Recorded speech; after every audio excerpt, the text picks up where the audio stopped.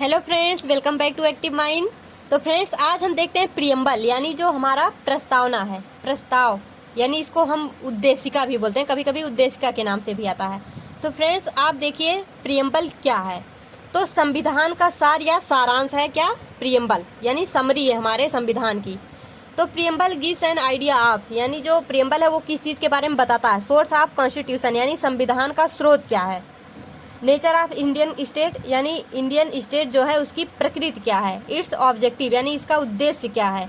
And date of adaptation, और उसको लेने का मतलब उसको एडॉप्ट करने का डेट क्या है। ये सब हमारे प्रियम्बल में बताया गया है, यानी संविधान का जो भी है निचोड़ वो सब प्रियम्बल में बताया गया है। फ्रेंड्स, यहाँ पे देखो, preamble derived from based on objective resolution. जो हमारा प्रस्तावना है वो ऑब्जेक्टिव रिजोल्यूशन पे बेस है। अब इसका क्या मतलब, तो ये हम अपने पिछले वीडियो में आपको बताए थे, जब हमारा 13 दिसंबर 1946 को जब पंडित जवाहरलाल नेहरू उद्देशिका प्रस्ताव लाए थे, यानी जो ऑब्जेक्टिव रिजोल्यूशन लाए थे, तो उसी में प्रस्तावना का बात किया गया था। तो वही बोल रहा है कि प्रियम्बल जो है ये ऑब्जेक्टिव रिजोल्यूशन पे बेस्ड है, यानी उसी पे आधारित है। प्रस्तावना की शैली यूएसए यानी संयुक्त राज्य अमेरिका से उधार ली गई है। अब उधार लेने का क्या मतलब है, ऐसे थोड़े ना कि भैया हमको प्रियम्बल दे दो, ऐसा नहीं है। मतलब उधार का मतलब ये होता है कि कॉपी करना, मतलब जैसे वहाँ पे है वैसे यहाँ भी है, बस यही इसका मतलब है। मूल प्रस्तावना को 1949 में अपनाया गया था, तो इसको तो ऐसे ही याद रखना कि इसको 1949 में अपनाया गया था। उसने भारत को एक संप्रभु लोकतांत्रिक गणराज्य यानी सोवरेन डेमोक्रेटिक रिपब्लिक घोषित किया। यानी प्रियम्बल में भारत को एक संप्रभु लोकतांत्रिक गणराज्य के रूप में घोषित किया गया है। प्रस्तावना में केवल एक संशोधन किया गया है अभी तक, इसको ध्यान रखना फ्रेंड्स। आज तक हमारे प्रियम्बल में यानी प्रस्तावना में केवल एक बार संशोधन किया गया है, और वो क्या था, 42nd अमेंडमेंट 1976, यानी 42वां संशोधन 1976। और इसको हमारे संविधान का मिनी कॉन्स्टिट्यूशन यानी छोटा संविधान भी कहा जाता है। ये इतना इम्पोर्टेंट है, जिसमें 3 शब्द, यानी कौन कौन से शब्द, सोशलिस्ट यानी समाजवादी, सेकुलर यानी पंथ निरपेक्ष, इंटीग्रिटी यानी अखंडता जोड़े गए हैं। यानी जब ये संशोधन हुआ था 42nd वाला, तो उसमें ये 3 शब्द हमारे प्रस्तावना में जोड़ा गया था, यानी ये ऑलरेडी नहीं था, इसको बाद में जोड़ा गया था। राष्ट्र की एकता और अखंडता में बदल दिया गया।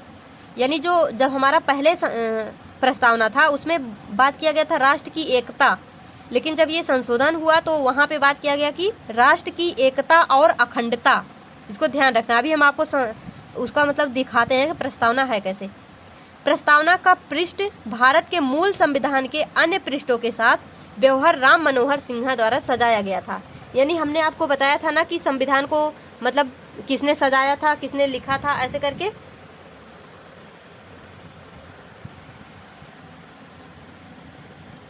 तो फ्रेंड्स, इसको राम मनोहर सिन्हा द्वारा सजाया गया था। अब यहाँ पे देखो कि प्रस्तावना में मुख्य शब्द, अब इसका बस आप जान लीजिए कि कौन से शब्द का क्या मतलब है। ऐसे ये पूछा नहीं जाता कि मतलब ऐसे बताओ संप्रभु क्या है, स्वतंत्रता क्या है, ऐसा कुछ। तो सबसे पहले देखो, सोवरेन यानी संप्रभु, इसका क्या मतलब है कि भारत एक स्वतंत्र देश है, कोई अन्य बाहरी शक्ति का प्रभुत्व नहीं है। मतलब यहाँ पे अमेरिका आके हमको आदेश नहीं दे सकता कि ऐसे करो ऐसे करो, उसका कुछ भी मतलब वो ऐसा नहीं कर सकता है। यानी भारत स्वतंत्र देश है, वो जैसे चाहे वैसे रहे, कोई अन्य बाहरी शक्ति का प्रभुत्व नहीं है यहाँ पे।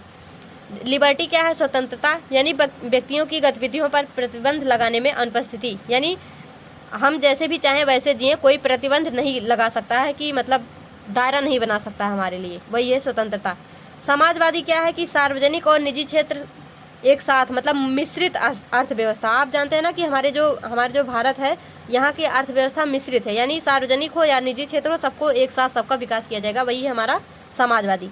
सेकुलर का क्या मतलब होता है, पंथ निरपेक्ष। इसका मतलब होता है कि राज्य का कोई धर्म नहीं है, सभी धर्म एक समान है, सभी धर्मों को समान सुरक्षा, समान दर्जा, समान सम्मान, समान समर्थन प्राप्त है।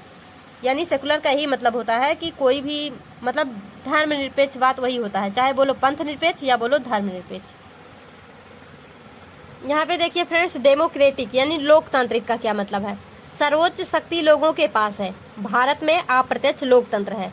यानी डेमोक्रेटिक यानी लोकतांत्रिक का ये मतलब है कि यहाँ पे जनता जो है, सर्वोच्च शक्ति जनता के पास है, यानी लोगों में जनता। यानी जो भी होता है चुनाव वगैरह, वहाँ पे क्या होता है, अप्रत्यक्ष लोकतंत्र होता है। पहले जनता किसी का चुनाव करती है, फिर वो लोग मतलब चुनाव करते हैं, मतलब नियुक्ति करते हैं।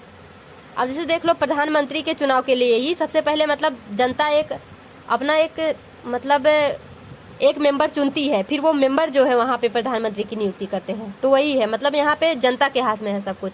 यहाँ पे वैसा नहीं है राजा रानी की कहानी की जैसे वहाँ सब होता दक्षिण कोरिया वगैरह में, मतलब बस अपना ही वंश चलाए जा रहे हैं। यहाँ पे देखो फ्रेंड्स, रिपब्लिक यानी गणतंत्र का क्या मतलब, लोकतांत्रिक गणराज्य है, यानी राज्य का प्रमुख वंशानुगत नहीं है, मतलब बस अपने ही लोग, अपने ही मतलब परिवार के लोग एक के बाद एक लोग बने जा रहे हैं वहाँ पे, मतलब पीएम सीएम जो भी हैं। तो वही ये लोकतांत्रिक गणराज्य है, यानी राज्य का कोई भी प्रमुख वंशानुगत नहीं है, बल्कि लोगों द्वारा चुना जाता है। वही हमने आपको बताया अभी। जस्टिस देखो फ्रेंड, जस्टिस यानी न्याय, समाज में अनुशासन और व्यवस्था को बनाए रखने का वादा। तो न्याय तो सभी को पता है न्याय क्या होता है। तो फ्रेंड्स यहाँ पे ये ध्यान रखना कि हमारे प्रियम्बल में यानी प्रस्तावना में 3 प्रकार के न्याय की बात की गई है। एक हमारा सामाजिक न्याय यानी सोशल जस्टिस, राजनीतिक न्याय, आर्थिक न्याय यानी political justice and economic justice. तो इसको तो हम आपको बता ही दिए कि 42nd अमेंडमेंट को मिनी कॉन्स्टिट्यूशन भी बोला जाता है। यहाँ पे देखो फ्रेंड्स, यहाँ से कैसे कैसे क्वेश्चन बनते हैं, इसको आपको याद करना है, मतलब प्रियम्बल सबको वैसे भी याद होना चाहिए। We the people of India having solemnly resolved to constitute India into a sovereign socialist secular democratic republic and to secure to all its citizens। Friends ये तो उम्मीद करते हैं कि दिख रहा होगा। तो यहाँ पे देखो, यहाँ ये पूछते हैं कि सोवरेन एंड डेमोक्रेटिक रिपब्लिक के बीच में कौन सा शब्द जोड़ा गया है। तो इसलिए ये आपको याद रखना होगा। अगर आपको याद होगा तो आपसे कोई भी क्वेश्चन पूछे आप इसका मतलब जवाब दे सकते हैं। तो देखो, सोवरेन एंड डेमोक्रेटिक रिपब्लिक के बीच में कौन सा शब्द जोड़ा गया है, तो हमको बताना पड़ेगा सोशलिस्ट सेकुलर ऐसे। और अगर पूछ ले कि सोशलिस्ट सेकुलर किसके बीच में जोड़ा गया है, तो हम बोलेंगे सोवरेन एंड डेमोक्रेटिक रिपब्लिक के बीच में। तो दोनों तरह से क्वेश्चन पूछ सकता है घुमा के। यहाँ पे देखो जस्टिस, तो यहाँ पे ये पूछता है कि जस्टिस मतलब कौन कौन से जस्टिस की बात की गई है। तो ध्यान रखना, सोशल, इकोनॉमिक, पॉलिटिकल। लिबर्टी मतलब लिबर्टी, कौन कौन सी लिबर्टी की बात की गई है, expression, belief, faith and worship. तो आपको ये वर्ड टू वर्ड याद होना चाहिए।